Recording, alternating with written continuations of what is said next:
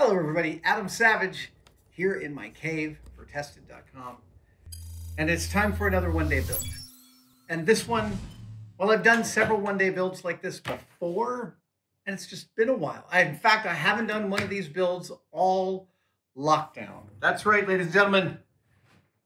Oh, I'm gonna wait before I pull this up. It's time for a Lego build, but a really specific kind of Lego build. Yes! Mando is coming. If you've been living under a rock, maybe one of the best Star Wars stories that's ever been told is being told right now on Disney Plus. Season 1 of The Mandalorian was amazing. Amazing from a narrative standpoint, a technical standpoint, a old school special effects standpoint. Oh, and amazing performances all around. Gina Carrera, Pablo Pascal. I love this show. It's coming back in this fall, late October, early November, I believe. And I'm going to celebrate its return with building the Razor Crest, the Mandalorian's beautiful, beautiful ship. I forgot a bit of set dressing. Hold on.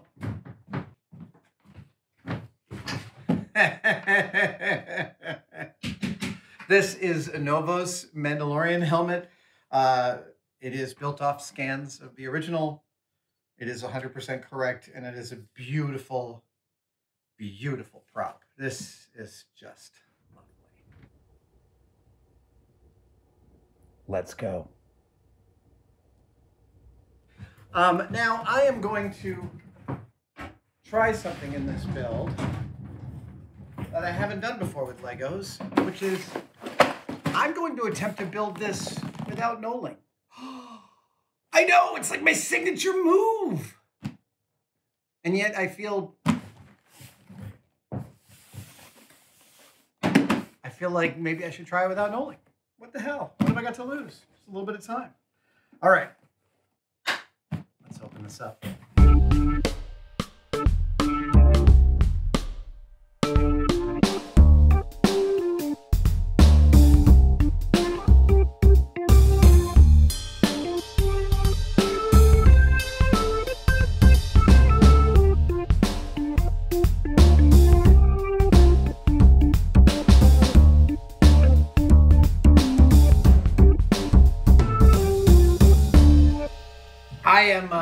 I'm on page 91.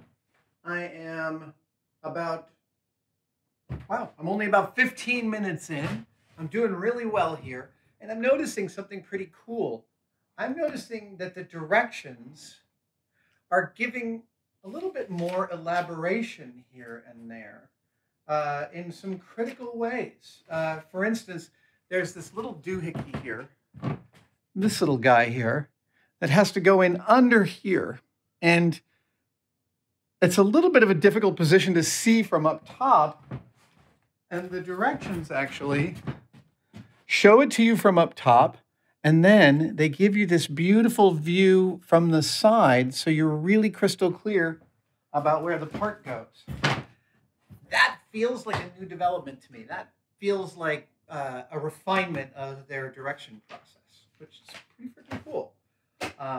As I've said before, I worked for a building toy company, and we considered Lego's instruction manuals to be the gold standard in terms of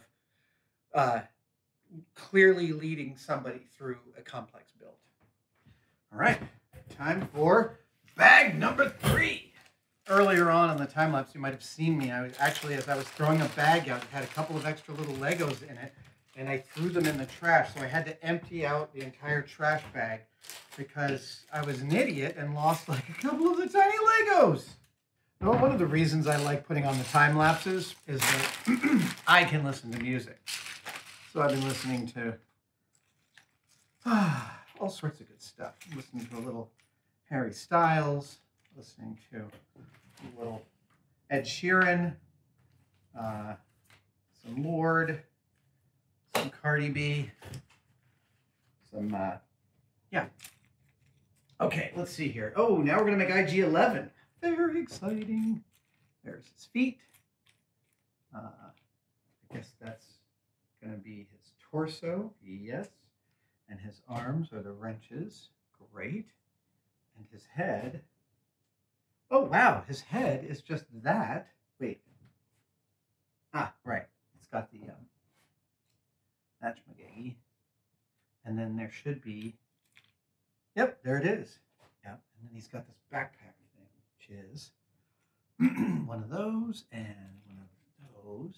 It must be really, really fun at Lego to come up with a brand new part. That must be one of those bucket list moments, right? Where you like design a kit and then you realize you need one new part. Oh, that's great. And you like go to the management and you're like, we're gonna need to shoot another part. And they'll be like, takes a lot of resources. How important is it? And you're like, it's gonna be this versatile, etc. Yeah, that's got, and when you get it across the line, it's gotta feel amazing. All right. Burning through it pretty quickly here. I'm hoping to complete this build in a fairly short period of time. I will announce my time when we're done, so you guys can compete and tell me how much faster you are at building Legos than I am, which is probably incredibly much faster. All right. I'm kind of going by the seat of my pants here, and I should probably stop and just reassess because I'm sort of just looking at the drawings instead of the part lists, and that could get me into trouble. I should double check how I'm doing here. Okay, so let's see here.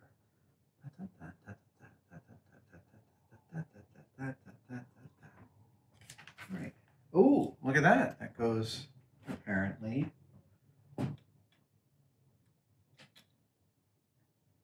Where? Like that? Oh, yes, it does. And then this clicks in. I love the way these Technic sets help stitch together complex builds. Come on.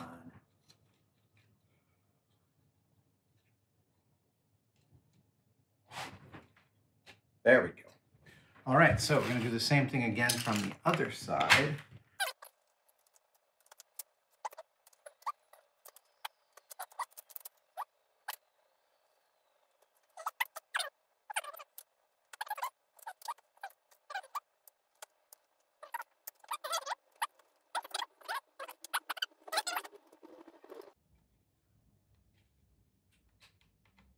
Excellent.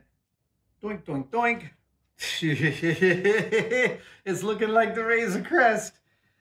The Razor Crest was not just built digitally. It was also built 2 times. I want to put, yep, one there and one there. It was also built practically. And my friend John Goodson built the Razor Crest models. I think there's more than one now. I think they built one for season 1 and one for season 2.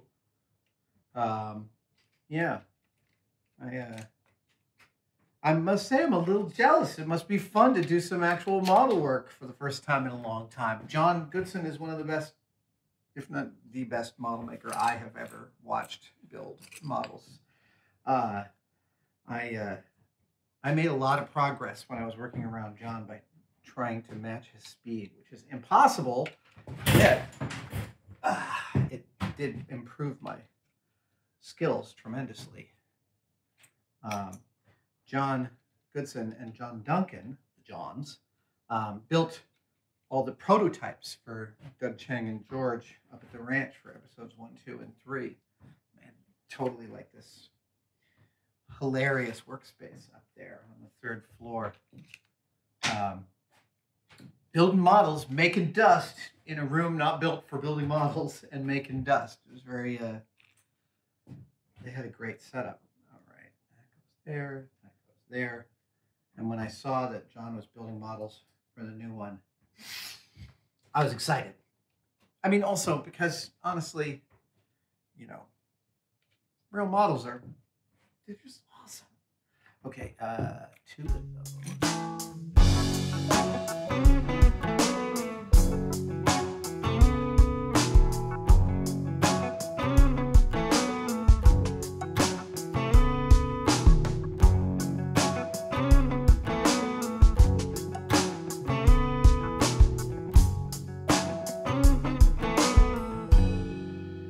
Okay, I just hit an interesting spot there. And a couple of things. One, all right, we hit a couple of things, and I'd like to talk about them. One is I just built these four wings for the ship, and when you're building multiple parts of the same thing, Lego is great about telling you this is a 2x part, a 4x part. It tells you how many you're going to assembly line. But when you have parts that are chiral, that is, that they are mirror images of each other, Lego instructions do not tell you, oh, you're going to do another 6 steps just like this a little bit later. And I feel like it could. I feel like it could tell you, hey, steps 96 to 102 are going to be the same as steps 92 to 96, something like that. So I'm just suggesting within your instructions that maybe mirror image builds could somehow be more clearly illustrated, because sometimes it's actually really quite easy to lay something out and build it in mirror images. But the other thing I want to talk about is this instruction. I just finished the dudes in carbonite that slot right in here in the side of the ship. And my difficulty was figuring out how this goes in, because it doesn't look like it clicks into anything, and it turns out that it doesn't click into anything. It slides in there. The problem is there's no depth of field in this illustration. I mean, that's a very specific design choice. You guys have gone with that, and I respect that. And I respect that it probably gives you all sorts of options in other ways. But one option it removes is understanding that some parts of this drawing are not on the same plane. And when they're all the same color value, they feel like they're on the same plane. And I've gotten into trouble on Lego builds like that before. So again, my suggestion might be, for certain builds, just a little bit of airbrushing. Okay, I've just hit one of those mirror image builds, starting at step 223. So I am going to pull these parts out and build them exactly as mirror images of each other. So 224, this comes across, this comes across. Right, 225. One of these and one of these. Yep. 226. I need 4 of those.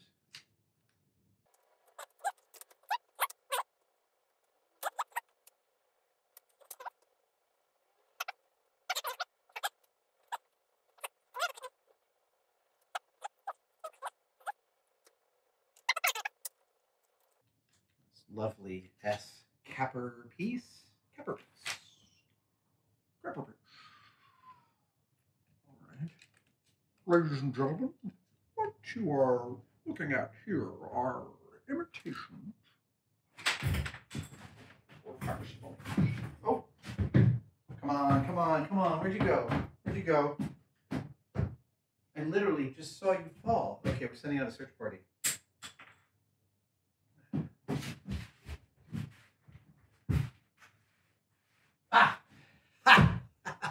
Found it. All right, where are we at? We are here and doing that, and then we're adding one more of those. Yes. Then, oh, yep. Like that, yep. And then, like that, yep. Okay. Doink. See, doing these like this, it's much less tedious to me because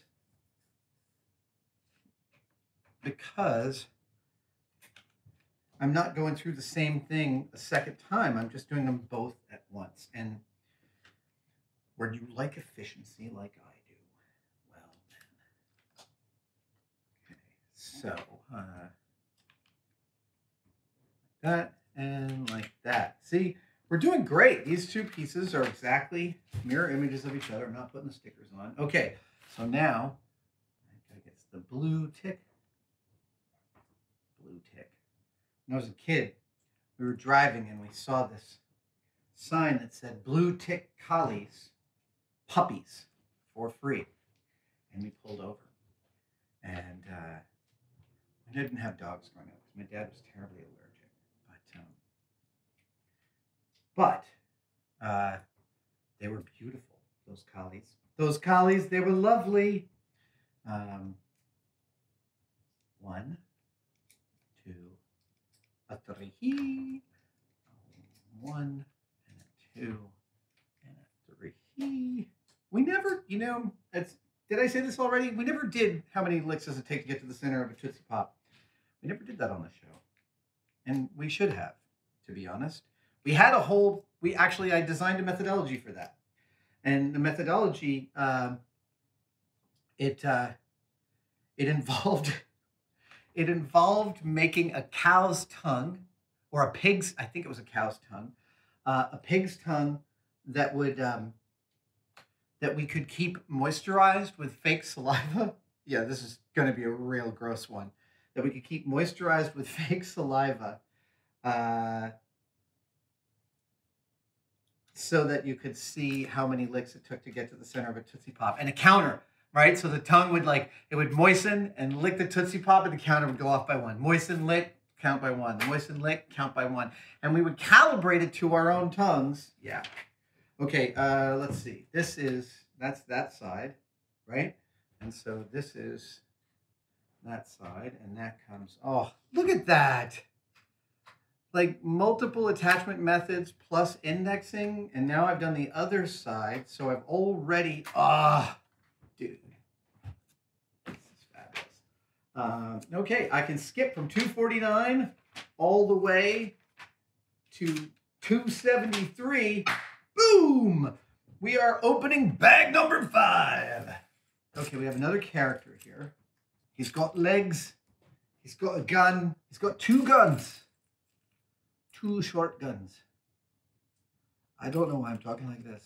Have you seen the movie Free Fire? Can I just say, Free Fire with Cillian Murphy, Brie Larson, Armie Hammer, Charlton Copley is a mind-blowing masterpiece of a movie. Super, super fun. Okay, we are now moving towards the top of the Razor Crest. There's a bunch of parts I haven't seen before in this kit. Little tiny triangle parts and some little detail pieces. Okay, just 2 of those. Okay, so 2 of these. My only issue with this kit is that I want it to be shinier. I love the silver finish of the Razor Crest's outer hull. 2 of those little jumpers, 1 and 2. The other thing that's nice about some of the Star Wars Lego builds specifically is that Star Wars is it's a beat up, reused universe, right? Where everything gets repurposed. And that means that, like, you know, in the Star Wars aesthetic, 2 of those and 2 of those, in the Star Wars aesthetic, you would never have like 5 things all brand new lined up on the side of a ship. One of them is missing and there's like a rust streak. And the way Lego designers seem to deal with that within the Lego design parameters is they use a bunch of different colors. They use all the grays, and they use, like, you know, they make it sort of that kind of mechanical calico that is the Star Wars design aesthetic. Mechanical calico. That's kind of a cool term. So we used to have long discussions in the ILM model shop about the aesthetic differences between Star Wars and Star Trek. Yeah. Okay, 2 more of those. They're using every hinge in the Lego universe in this build, and I appreciate about them, because every Lego design is not just about the aesthetics. It's also about the aesthetics of the play that will happen with that set. And you can feel that in some of these sets, that someone's like, oh, this is going to be fun to play with. Ooh, that is great. That's really neat. That's not the correct hinge to attach it to, but it provides just enough. That is super freaking cool. Okay, moving on.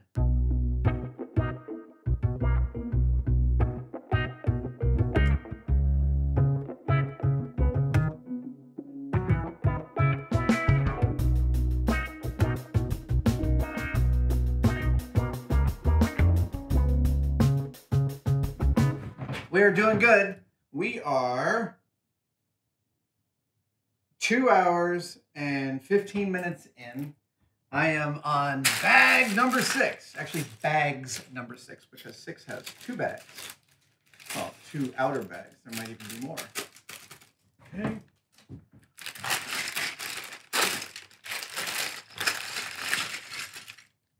Ooh. Like I said, there was one more bag in the inside here. This is going to be awesome. Big engine nacelles. I can see it happening. I can see it all through the yellow windows of the evening train. Go. Okay. Moving on up. I'll bet these are chiral. They are. Okay. I'm about to build the 2 huge side engines that sit here. And we're going to build them chirally, which means, you know, mirror images. So we have 2 circles, 1 and 2, and we have 2 black circles that go in the middle of those. 2 of these, and I'm going to build these as opposites of each other. Then we have 4 of these. There they are. 1, 2, 3, and 4. That guy. These little curvy guys. That's a fascinating part. Okay, so that goes like that. That goes like that. There and there. That is a super rare color. When I sorted my Legos, I ended up with like 8 of those pieces. I mean, it was really, really rare. One of each of these goes there. And then these guys live right there. 2 of those and 2 of those. Right. And we do that and that, and that fits there, and that fits there. That is a really nice little join there. Nubbin that sticks on top of the green leprechaun piece. Oh, and another green leprechaun piece. These green pieces, there's a lot of them in the yellow submarine build, or at least more than usual. Light gray on top. Light gray on top, that, and that. This is a lovely build. It's very straightforward, just classic. This is like a classic Lego build, except there's some really cool engineering going in this. I really like it. Pretty much right. Okay. Oh, there's a 3rd layer. Goodness gracious. That guy and that guy. I see. Now I have another couple of those. That one, and another. One more. There it is. There, and there. That is just lovely engineering. Very excited.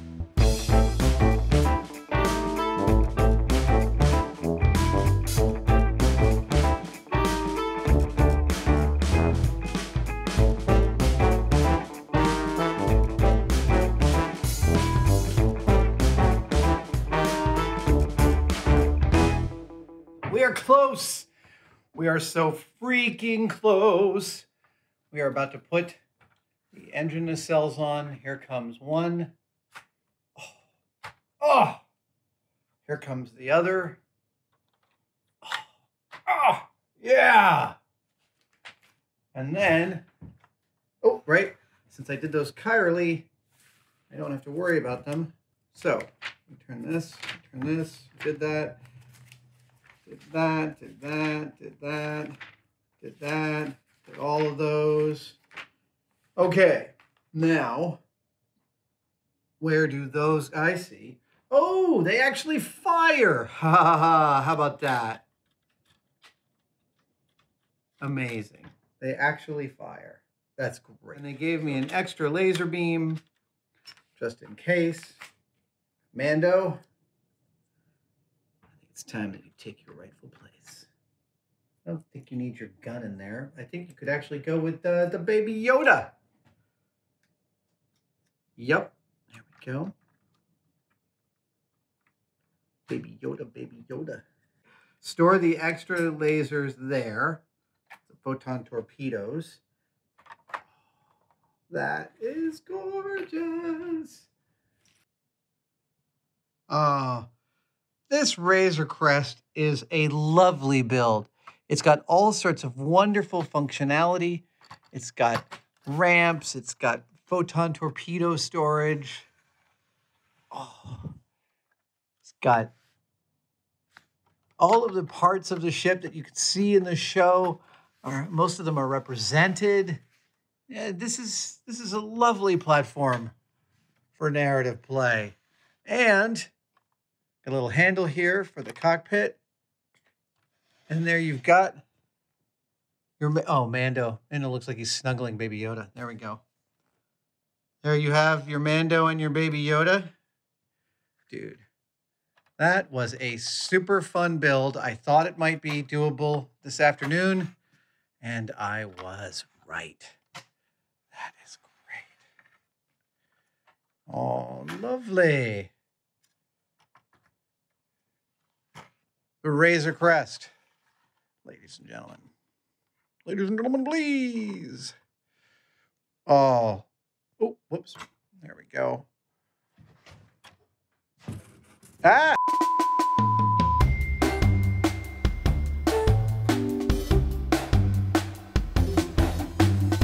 My Razor Crest is done. My Mando is ready for adventure.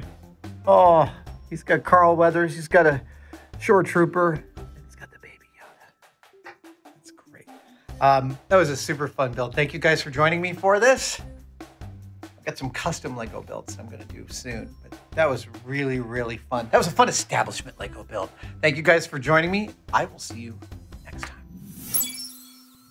Adam Savage here in my cave with a thank you to everyone who has joined the tested channel memberships thus far. It truly allows us to keep up this high-level pace of video production, and frankly, it energizes us a lot to talk to you guys.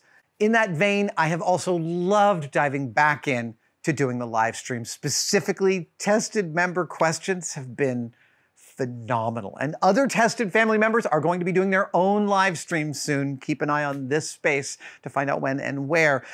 And we have also heard your feedback, and we've decided to add a new membership tier at $4.99 a month that is comparable to the tested premium membership package we used to have. Members at that level will get all the supporter level perks, and in addition to that, they'll get access to our premium video archive, behind the scenes updates, and members only vids. Of course, tested patrons still get the most access to me and the team. They get build diaries, first dibs in the Q&A, and influence in future builds that you'd like to see us make. So we hope you'll click join and find out more about tested membership levels, and we truly hope you will actually join. Thanks, guys. I'll see you next time.